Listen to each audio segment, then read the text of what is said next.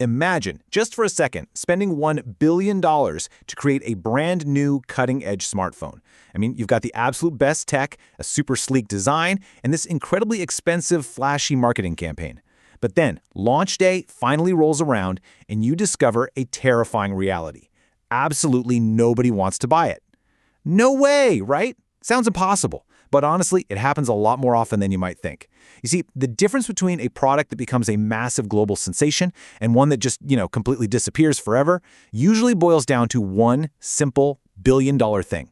So, welcome to The Explainer. Today, we're basically handing you a magnifying glass and a trench coat because we're treating you like a business detective. We are unlocking the mystery of market research. We're going to figure out exactly how successful businesses manage to predict what customers actually want long before they spend millions or, billions of dollars.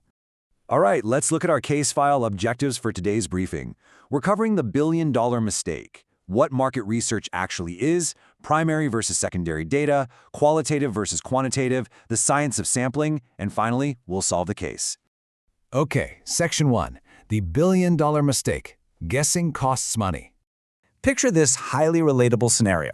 Let's say you're launching your very own brand of energy drink. You absolutely love the flavor, you've been handing it out to your friends, and they all swear it's amazing, so feeling totally confident, you take the plunge. You invest your savings, you produce 50,000 cans, you stock the shelves, and you just wait for the cash to roll in. But a month later, crickets. Almost nobody buys it, and you're left staring at thousands of unsold cans just sitting there taking up space in your garage. So, why did this happen? Well, here is the hard truth for all our aspiring business detectives out there. Your opinion is not the market's opinion. Just because you and your three best friends are obsessed with some highly caffeinated citrus mango drink doesn't mean the rest of the country is going to care. Businesses that rely on guessing, they lose money. But businesses that research, they dramatically reduce their risk. Moving on to Section 2. What is market research? The detective's best tool. So, let's define it. Market research is the process of gathering, analyzing, and interpreting information about customers and the market to make better business decisions. Think of this as your absolute best investigative tool. Say a company wants to launch a new chocolate bar. Instead of just guessing what people might like, they actually go out and ask thousands of people. Things like, hey, which flavor do you prefer? What kind of packaging actually catches your eye? How much would you realistically be willing to pay for this? Those answers become the literal blueprint that shapes the final product. So, why does doing all this research actually matter? Well, first off, it reduces financial risk. Crucial. But it also helps you deeply understand what your customers actually need. It helps you continuously improve your products, set better and way more competitive prices, design ads that actually work, and accurately forecast your demand so you're not overproducing. Without checking these boxes, businesses are quite literally just throwing darts in the dark. Let's look at a real-world example here. Have you ever noticed how fast food chains are always testing out those wacky, wild new menu items in just one or two select cities? They do that to carefully measure real customer reactions before they commit to a massive, incredibly expensive nationwide launch. I mean, if that crazy new spicy chicken sandwich completely flops in the test city, they've just saved themselves millions of dollars by not rolling it out everywhere else. It is just a brilliant way to reduce risk. All right, Section 3, primary versus secondary. Gathering the evidence. When you're out there gathering your evidence, you basically have two main routes you can take. Primary research is direct, super current information that is collected specifically by your business for your specific problem. Think surveys, focus groups, or, a shoe company going out and asking 2,000 runners about their biggest complaints with their current sneakers.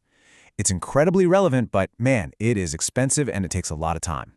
Secondary research, on the other hand, uses info that already exists. Government reports, industry publications, news articles, things like that. It is so much faster and cheaper to pull, but the catch is it might be a little outdated or just not perfectly specific to the exact problem you're trying to solve. Hey, real quick, for anyone taking an AP exam on this, or if you just really want to lock this into your brain, here's a golden tip. Primary equals original data that you collect yourself. Secondary equals existing data that someone else already collected. It's super simple, but honestly, it is an absolutely vital distinction to remember. Section 4. Qualitative versus quantitative. Decoding the clues. So qualitative research is all about the why. It really focuses on opinions, feelings, and the deep underlying motivations of a customer. You get this kind of context through one-on-one interviews and focus groups. It's like asking someone, hey, why do you actually feel connected to this specific brand? Quantitative research is totally different. It is all about the how many. Hard numbers, measurable results, statistics. You get this stuff through polls and sales data, like exactly how many times did you buy this product this month?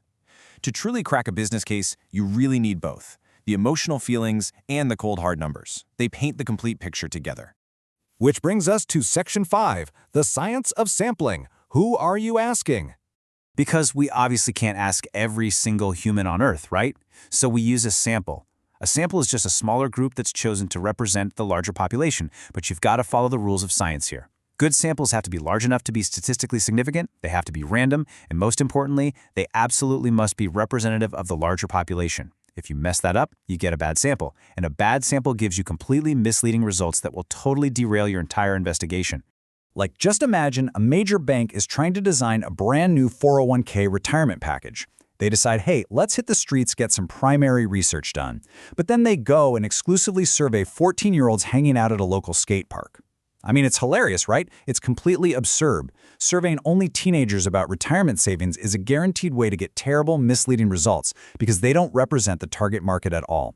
Your data is truly only ever as good as the people you ask. All right, Section 6, solving the case, the smartwatch mystery. So let's look at a timeline to success here. Imagine a company developing a brand new smartwatch. Phase 1, they're going to start with secondary research. They're looking at existing industry trends just to see, hey, is the wearable tech market actually growing right now?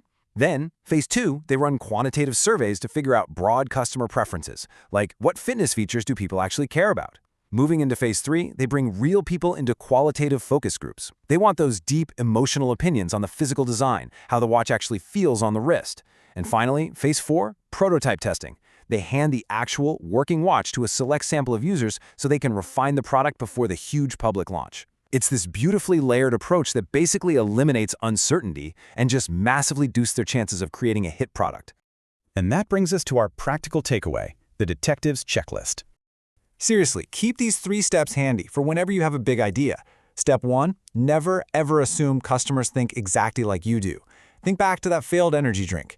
Step 2, actually collect real info before you spend your hard-earned money. And step 3, use a really smart mix of both primary and secondary research to make your decisions. Honestly, even just throwing together a simple, free online survey can give you massive insights that might totally change your business strategy. Because at the end of the day, it really just comes down to this simple truth. Successful businesses do not rely on luck. They rely on evidence. That is literally what separates the businesses that completely thrive from the ones that just kind of quietly fade away. You always have to follow the evidence. So, we want to leave you with one final thought to test out those new detective skills in the real world. Think about the things you personally use and love every single day. What is a product you think became incredibly successful precisely because the company truly, deeply understood its customers? Let that percolate a bit. Thanks so much for joining us for this explainer, and hey, keep investigating.